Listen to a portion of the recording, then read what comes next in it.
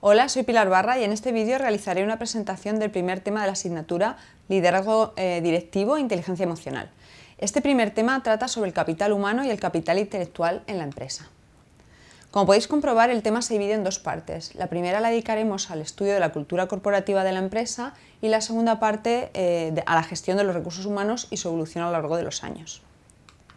En primer lugar, se define la cultura empresarial como el conjunto de valores, tradiciones, creencias, hábitos, normas y actitudes interiorizadas que dan identidad y destino a una organización para el logro de sus fines económicos y sociales.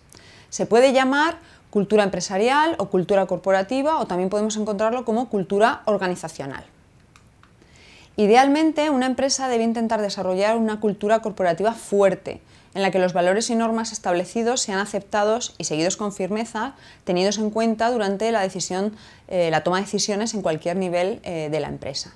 Frente a este tipo de culturas, existen otras, las denominadas débiles, en las que, por el contrario, los miembros de la entidad no asumen estos valores de la empresa, sino que los conciben como pautas impuestas, sin que exista alienación entre el capital humano y la organización. Como podéis comprobar aquí, los beneficios que genera desarrollar una cultura corporativa fuerte son muchos. Destacan entre ellos, permite aglutinar el equipo, potencia la satisfacción personal, aumenta el compromiso y, por último, convierte el trabajo en algo mucho más gratificante. El desarrollo de la cultura corporativa en una empresa debe incluir necesariamente algunos elementos que tenéis aquí enumerados. En primer lugar, debe incluir el paradigma, es decir, qué hace la empresa, cuál es su misión, cuál es su visión y cuáles son sus valores. En segundo lugar, debe incluir los sistemas de control, es decir, los procesos en marcha para controlar el funcionamiento de la empresa. En tercer lugar, debería incluir la estructura organizacional, es decir, cuáles son las líneas de información, las jerarquías, los flujos de trabajo. Seguidamente, debería incluir las estructuras de poder, quién toma las decisiones en la empresa, cómo está repartido el poder y en qué está basado ese poder. También debería incluir los símbolos. Los símbolos son o incluyen los logotipos, los eslóganes, los diseños de la organización, pero también puede incluir símbolos de poder, por ejemplo, estacionamientos separados para ejecutivos, etc. También se debería incluir dentro de la cultura corporativa los rituales y rutina de la propia empresa, cuáles son las reuniones programadas, habituales, los informes de gestión que se requieren, etc. Y ya por último, las historias y mitos de la propia empresa, es decir, se construyen sobre los acontecimientos que han acontecido en la empresa y suelen transmitir un mensaje sobre lo que se valora dentro de la organización. Es importante tener en cuenta que todos estos elementos pueden llegar a superponerse, es decir, las estructuras de poder pueden estar incluidas dentro de la estructura organizacional o los sistemas de control dentro de las estructuras de poder, es decir, cada empresa decide en qué parámetros o en qué elementos incluye todos estos aspectos que hemos destacado en la transparencia.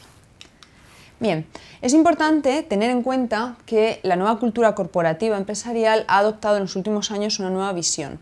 Posee unas nuevas características que no han sido tenidas en cuenta hasta el momento.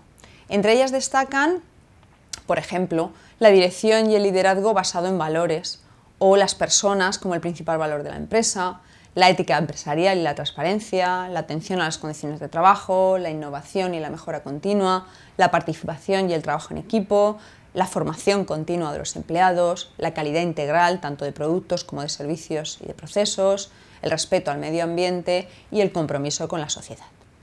Una vez conocidas las características de la cultura corporativa de las empresas, pasamos a la segunda parte del tema, centrado en la gestión de los recursos humanos dentro de la empresa. Como tenéis en este esquema, según Chiavenato, los procesos que se incluyen en la administración de los recursos humanos son 6. Los tenéis ahí. Los procesos para integrar personas, los procesos para organizar a las personas dentro de la empresa, los procesos para recompensar a las personas, los procesos para desarrollar a las personas, entendido como formación, desarrollo, etc. Los procesos para retener a las personas, calidad de vida, relaciones de los empleados, sindicatos, etc. Y por último, los procesos para auditar a las personas, entendido como sistemas de información administrativa. En la visión moderna de la administración de los recursos humanos se han introducido también aspectos novedosos que no se habían tenido en cuenta hasta el momento. Entre ellos destacarían aquí algunos aspectos como, por ejemplo, las personas ahora se ven como seres humanos. también como activadores de recursos de la información. Son elementos que impulsan a la empresa, son capaces de dotarla de talento indispensable para su constante renovación y competitividad en este mundo globalizado lleno de cambios y de desafíos. En tercer lugar, las personas son considerados asociados a la organización, son capaces de conducirla a la excelencia y al éxito. En cuarto lugar, las personas pueden ser vistas como talentos, proveedores de competencias, como elementos vivos, portadores de competencias esenciales para el éxito de una organización. Y ya por último, las personas como capital humano de la organización, como el capital activo de la empresa, ¿de acuerdo? Como el elemento, el activo que agrega inteligencia al negocio, que es algo que veremos posteriormente. De hecho, toda la evolución de la sociedad industrial a la sociedad del conocimiento ha permitido introducir nuevos conceptos relacionados con la gestión de los recursos humanos, como son el capital intelectual y el capital humano, en los que se basa este tema. En el gráfico podéis comprobar que el capital intelectual se compone de tres tipos de capital. En primer lugar, el capital humano, entendido como los conocimientos, habilidades y motivaciones de las personas que conforman la empresa. En segundo lugar, el capital organizacional, donde se incluyen todos los elementos de tipo organizativo interno que pone en práctica la empresa para desempeñar sus funciones de la manera más óptima posible. Bases de datos, cuadros de organización, manuales de procesos, etc. Y en tercer lugar, el capital relacional, que es el que se deriva de las relaciones con los clientes, con los proveedores, con los accionistas, etc.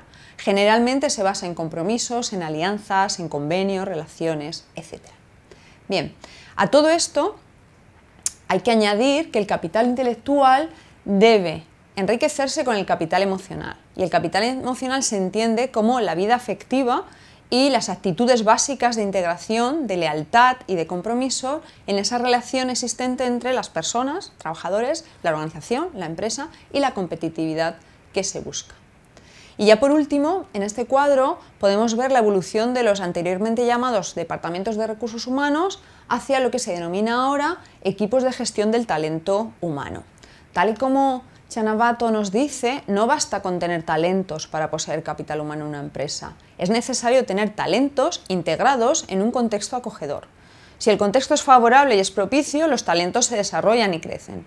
Si el contexto no es el adecuado, los talentos evitan las ataduras, propician el aislamiento e incluso pueden salir de la propia empresa. Es un poco la suma de ambos, ¿no? La suma del talento y del contexto, lo que proporciona el concepto del capital humano. Y con esto acabaría la presentación del primer tema de la asignatura. Como siempre, estoy a vuestra disposición a través de los canales habituales. Un saludo.